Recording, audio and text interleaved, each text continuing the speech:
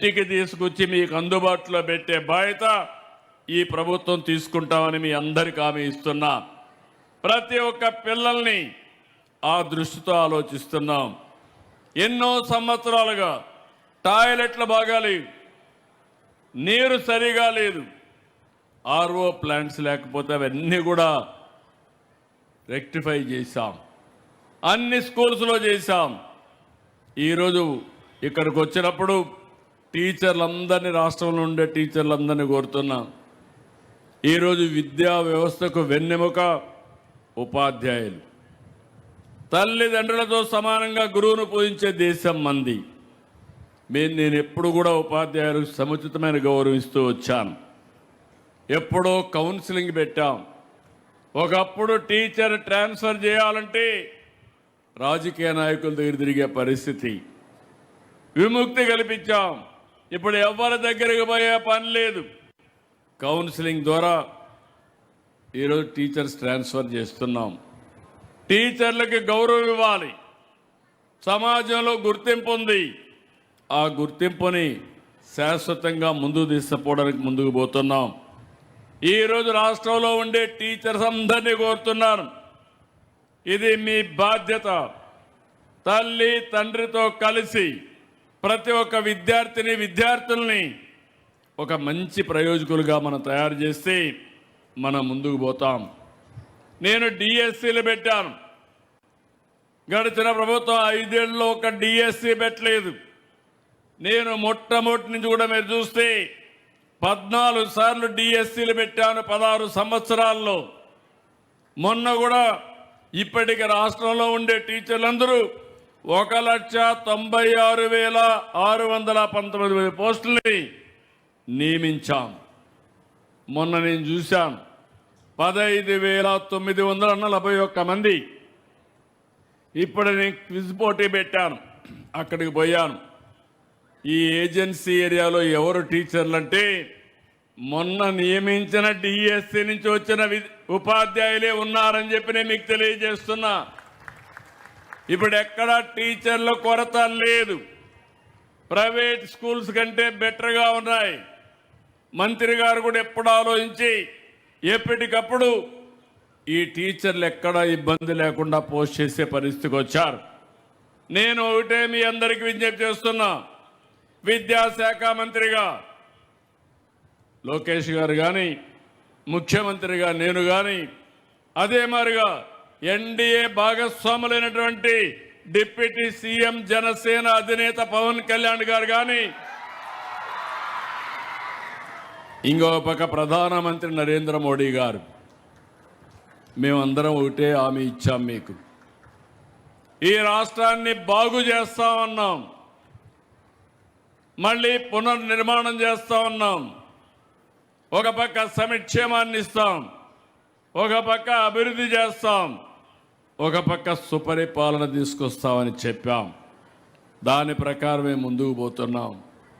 ఈరోజు మీరు చూస్తే 16,000 మంది టీచర్ ఉద్యోగాలు ఇస్తే 100% మెరిట్ ప్రకారం ఇచ్చాం.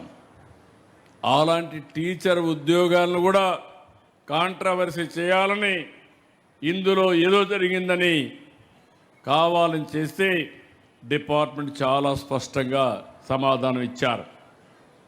ఎలాంటి ఆధారాలు లేకుండా కావాలని బురజల్లే కార్యక్రమం, టీచర్స్ యొక్క కొత్తగా నియమించిన టీచర్ల మనోభావాల్ని దెబ్బతీసే కార్యక్రమం చేయడం దుర్మార్గమైన కార్యక్రమం. దీన్ని నేను చాలా తీవ్రంగా ఖండిస్తున్నా. ఇక్కడుండే పిల్లలందరికీ ఒకటే విజ్ఞప్తి చేస్తున్నా, మీ అమ్మా నాన్న ఎంత ఆస్తి ఇచ్చారనేది కాదు ముఖ్యం, చదివే నీకు ఆస్తి. చదువుకుంటే ప్రపంచంలో ఎక్కడైనా సరే మీరు రాణించే పరిస్థితి వస్తుంది. ప్రతి ఒక్కరు నేను చూశాను. ఇప్పుడే సాత్విక్ అయితే ఇక్కడ వచ్చాడు, నాతో వాలంటరీగా చెప్పాడు, సార్ నేను కలెక్టర్ అయ్యి మళ్ళా మీకు రిపోర్ట్ చేస్తానని ఒక హై స్కూల్లో చదివే స్టూడెంట్ ఒక విజన్ పెట్టుకున్నా అంటే అది నేను ఎక్స్పెక్ట్ చేసే విధానం అని మీ అందరికీ విజ్ఞప్తి చేస్తున్నా. మేమందరం కూడా చిన్నగానే పుట్టాం. మీరు గుర్తుపెట్టుకోవాలి, పెద్దవాళ్ళందరూ చిన్నగానే పుడతారు. ఒక ఎన్టీ రామారావు గారు, ఒక మహాత్మా గాంధీ గారు, అంబేద్కర్ గారు, లేకుంటే మొన్నటి వరకు ప్రెసిడెంట్గా పనిచేసినట్టు అబ్దుల్ కలాం గారు, ఇంకో పక్క ఇప్పుడుండే ప్రధానమంత్రి నరేంద్ర మోడీ గారు, నేను కానీ అందరం కూడా సామాన్య కుటుంబాలని పుట్టాం. కానీ మేము ఆలోచించింది, మాకు అవకాశాలు వచ్చాయి. అవకాశాలు వచ్చి పట్టుదలతో ముందుకు పోయాం.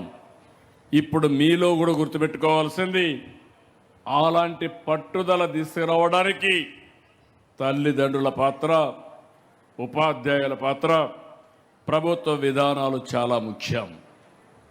ఈ మూడు గాని జరిగితే, మొన్నే మీరు చూశారు, రాష్ట్రంలో దగ్గర 22 లక్షల కోట్ల రూపాయలు పెట్టుబడులు వస్తున్నాయి. మీరెక్కడికో పోయే పని లేదు. ఇక్కడే విశాఖపట్నం డేటా సెంటర్లు వస్తున్నాయి. ఏఐ ఇక్కడే వస్తున్నాయి. మొట్టమొదటిసారిగా మీకందరికీ స్ఫూర్తిదాయకంగా మీరు చూస్తే, అల్లూరి సీతారామరాజు గారికి పూర్తిగా ప్రోత్సాహం ఇచ్చిన నేల ఈ యొక్క ఏజెన్సీ ఏరియా అని చెప్పి మీకు తెలియజేస్తున్నది. రంపచోడవరం కానీ, పాడేరు కానీ ఈ ఏరియా. ఆ రోజు మీ సహకారం, మీ దేశభక్తి ఆయనకు శ్రీరామ రక్ష. ఈరోజు అందుకే ఆ స్ఫూర్తిని శాశ్వతంగా పెంచాలని భోగాపురం ఎయిర్పోర్టుకి అల్లూరి సీతారామరాజు ఎయిర్పోర్టు పెట్టి ఆ స్ఫూర్తిని ముందుకు తీసుకెళ్తాం. ఆగస్టు 1వ తారీఖున ప్రధానమంత్రి వస్తున్నాడు. ఇనాగరేట్ చేస్తాం. ఇదో గేమ్ చేంజర్గా తయారవుతుంది. అందుకే మిమ్మల్ని అందరినీ కోరుతున్నా, పిల్లల్ని ముఖ్యంగా కోరుతున్నా, కష్టపడద్దండి, ఇష్టపడి చదవండి. మీరు ఇష్టపడి చదివితే కష్టం అనేది లేదు. ఆడుతూ పాడుతూ చదువుకోండి. తద్వారా పిల్లలు, మీ అందరికీ నేను చెప్పేది, ఒక 5-10 ఏళ్ళు మీరు కష్టపడితే శాశ్వతంగా సుఖపడతారు. మీరు సుఖపడమే కాకుండా మీ తల్లిదండ్రులు గర్వపడతారు. ఈ విషయం మీరు గుర్తుపెట్టుకోవాల్సిన అవసరం ఉంది. ప్రపంచంలో ఉండే టెక్నాలజీస్ అన్ని తీసుకొస్తున్నాం. డేటా సెంటర్లు వస్తున్నాయి. హై స్కూల్ నుంచి నేర్పిస్తాం. క్వాంటమ్ కంప్యూటర్ వస్తుంది. ఈవెన్ ఇంకొక స్టెప్ మీరు ముందుకు పోతే, ఏజెన్సీ ఏరియాలో కూడా కలెక్టర్కి ఒకటే ఆదేశాలు ఇచ్చాను. 3 నెలల లోపల ప్రతి ఇంటికి ఫోన్ ఉండాలి, వైఫై ఉండాలి. అడవుల్లో ఉండే మారుమూల ప్రాంతంలో కూడా ఫోన్ ఉండాలని చాలా స్పష్టమైన ఆదేశాలు ఇచ్చాను. ఆ తర్వాత మీరెవ్వరు కూడా ఎక్కడికి పోయే పని లేదు. ఇప్పుడు నేను డబ్బులు మీ అకౌంట్లో వేసాను, చెక్ చేసుకున్నారు. మీ డబ్బులన్నీ కూడా మీ బ్యాంక్ అకౌంట్ కూడా మీ చేతుల్లో ఉంది. ఎవరికైనా డబ్బులు ఇవ్వాలంటే మీరే ట్రాన్స్ఫర్ చేసే పరిస్థితికి వస్తున్నారు. మీ పిల్లలు ఏ విధంగా చదువుతున్నారో ఆటోమేటిక్గా మీరు చూసుకునే పరిస్థితి వచ్చింది.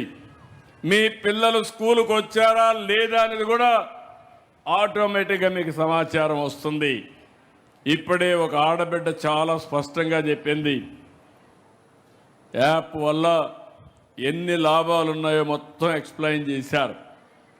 అయితే ఈ సందర్భంగా నేను మిమ్మల్ని కోరేది, నేను ఏఐనే కాకుండా మొన్నే మనం చూస్తే మన రాష్ట్రంలో మొట్టమొదటిసారిగా సెటిలైట్ లాంచ్ చేసే పరిస్థితికి వచ్చారు. ఎక్కడుండో యువత కాదు, ఒక మన రాష్ట్రంలో ఉండే యువత మొట్టమొదటిసారిగా ఒక స్టార్టప్ కంపెనీ పెట్టి ఈరోజు వాళ్ళు కూడా సెటిలైట్ ఓపెన్ చేసే పరిస్థితికి వచ్చారు. మీరందరూ టెక్నాలజీలో పెను మార్పులు వస్తున్నాయి. డ్రోన్స్ వచ్చాయి, ఎలక్ట్రానిక్స్ వచ్చాయి, సెల్ ఫోన్లు వచ్చాయి, ఇంకో పక్కన సెటిలైట్లు వస్తున్నాయి, డేటా సెంటర్లు వస్తున్నాయి, విమానాలు కూడా మనమే తయారు చేసుకునే పరిస్థితులకు రాను వచ్చే పరిస్థితి వస్తూ ఉంది. ఇవన్నీ కూడా పిల్లల్లో కూడా చైతన్యం రావాలి. అందుకే తొందరలోనే టీచర్తో సమానంగా ఏ ట్యూటర్ను కూడా తీసుకొస్తాం. ఒకవేళ ఎవరైనా ఫండమెంటల్స్ వీక్గా ఉంటే ఏ ట్యూటర్ ద్వారా తల్లులంతా పిల్లలకి క్లాసులు తీసుకునే పరిస్థితి వస్తుంది.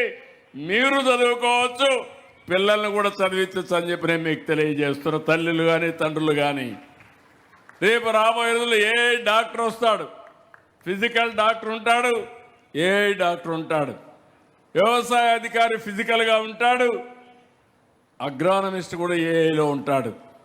ఇవన్నీ తొందరలోనే వస్తాయి. ఈ విషయం మీరు గుర్తుపెట్టుకోవాల్సిన అవసరం ఉంది.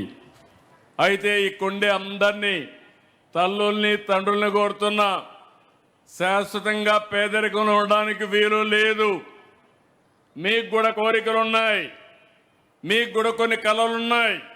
అవన్నీ న్యాయం చేసే బాధ్యత, సాధించే బాధ్యత మేము తీసుకుంటాం. అందుకే ఇక్కడే పిల్లలందరూ కోరుకోవాలి, dare to dream, strive to achieve. మీరేమి కావాలనుకుంటున్నారో దానికి సంకల్పం చేయండి. ఆ సంకల్పాన్ని సాధించడానికి సహకరించే బాధ్యత ఈ ప్రభుత్వం తీసుకుంటామని మరొక్కసారి మీ అందరికీ హామీ ఇస్తున్నా. ఇక్కడ కావాల్సింది టీచర్లను కూడా కోరుతున్నా. నేను చూశాను, ఏదైతే కాంపిటీషన్ పెట్టినప్పుడు లోకేష్ గారు కూడా పోటీ పడ్డాడు, స్ఫూర్తిదాయకంగా ముందుకు పోయారు. కానీ లాస్ట్కి వస్తే పోటీలు నిలబడలేదు. 5 మందిలో పిల్లలు ఎవరైతే ఫాస్ట్గా చేశారో అందులో కూడా మీరు చూస్తే, క్విజ్లో మీరు చూస్తే చాలా సిస్టమేటిక్గా ఎన్ని సెకండ్లో ఎవరు ఆన్సర్ చేశారు, ఎంతమంది కరెక్ట్గా చేశారు అన్నీ కూడా మెషిన్లో పెట్టి అక్కడే ఎవాల్యుయేట్ చేసే పరిస్థితికి వచ్చాం. రాబోయే రోజుల పరీక్షల యొక్క విధానంలో మార్పులు వస్తున్నాయి, పిల్లల స్పందనలో మార్పులు వస్తున్నాయి. ఇవన్నీ రావాలంటే టీచర్లు కూడా మార్పు రావాలి. టీచర్లందరినీ ఒకటే కోరుతున్నాను, అన్నీ ఉన్నాయి, ఆన్లైన్లో ఉన్నాయి, టీచర్లు కూడా అధ్యయనం చేయాలి. మీరు చెప్పే విధానంలో ఎక్కడికక్కడ ఇంప్రూవ్ చేసుకోవాలి. ఒక మాటలో చెప్పాలంటే తల్లిదండ్రులను చాలామందిని చూస్తున్నాను, పిల్లలకు పరీక్షలు వస్తే నిజమైన పరీక్ష తల్లులకు ఉంటుంది. రాత్రంతా కూర్చో చదివిస్తారు, అవసరమైతే ఒక కాఫీ ఇస్తారు, మళ్ళా ముఖం కడుగుతారు.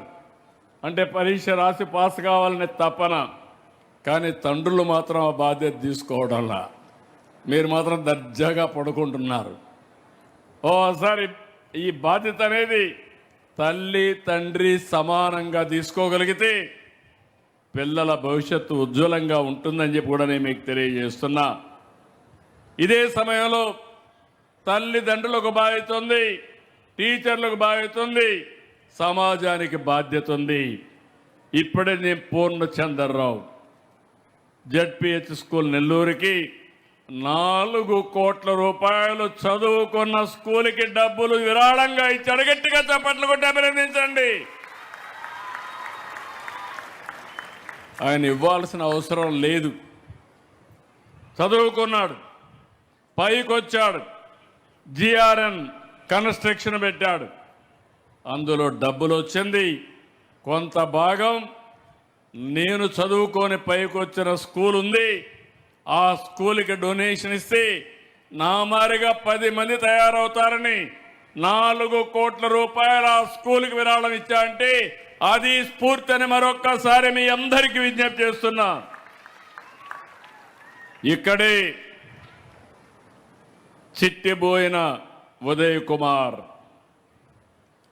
జిఎంఎస్ రంపచోడవరానికి ఒక మీ సేవ ఆపరేటర్గా ఉండే వ్యక్తి ₹1,00,000 విరాళంగా ఇచ్చాడు. ఆయన్ను కూడా మనస్ఫూర్తిగా అభినందిస్తున్నా. ఈరోజు మనందరం కూడా ఏదో స్కూల్లో చదువుకున్నాం, పైకొచ్చాం, మనకు అవకాశం వచ్చింది, రాణించాం. కానీ మనకు కూడా ఒక బాధ్యత ఉంది. మనం పైకొచ్చాం ట్యాక్స్ పేయర్స్ మనతో వచ్చాం. నేను కూడా గవర్నమెంట్ స్కూల్లో చదువుకున్నాను.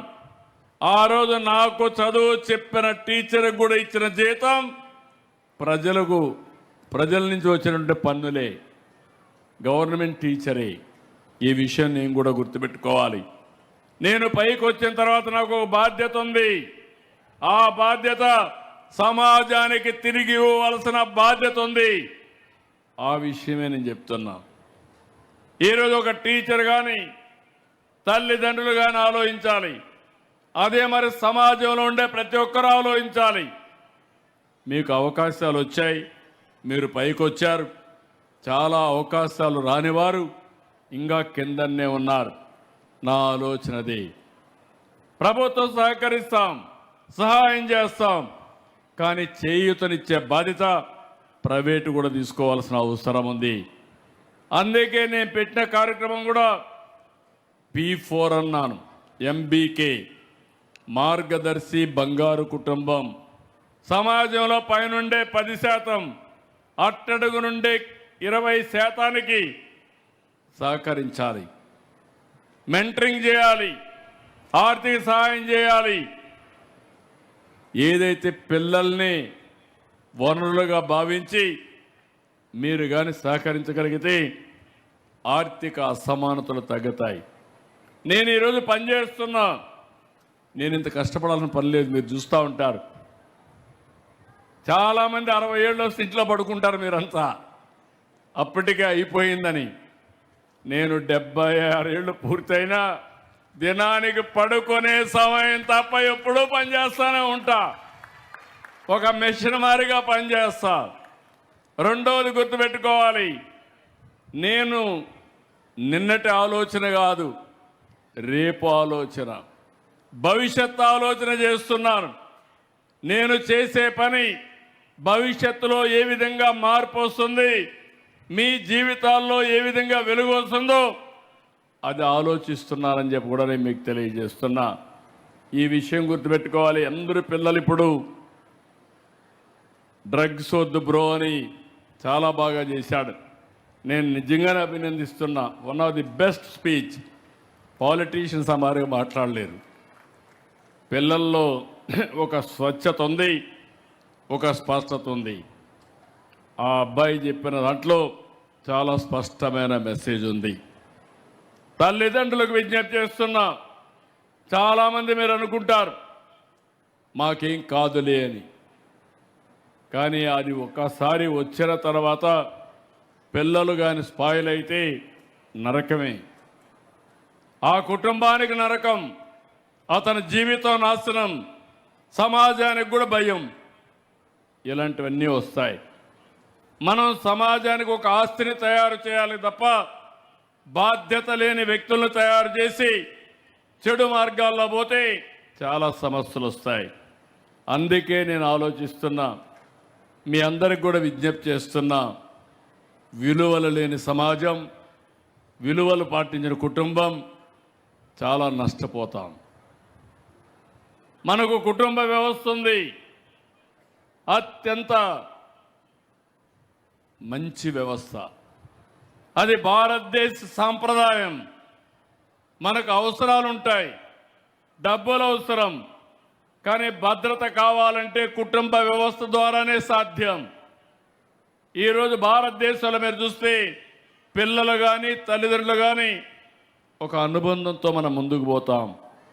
ఆ అనుబంధాన్ని శాశ్వతంగా పెంచుకోవాలి.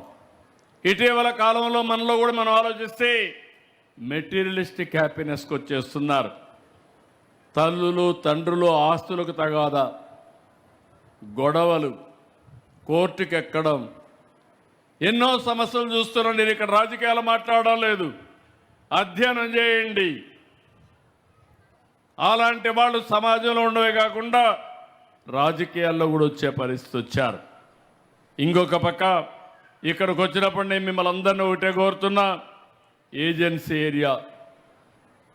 నేను ఎప్పుడు కూడా 30 ఏళ్లకు మునిపే చెప్పాను,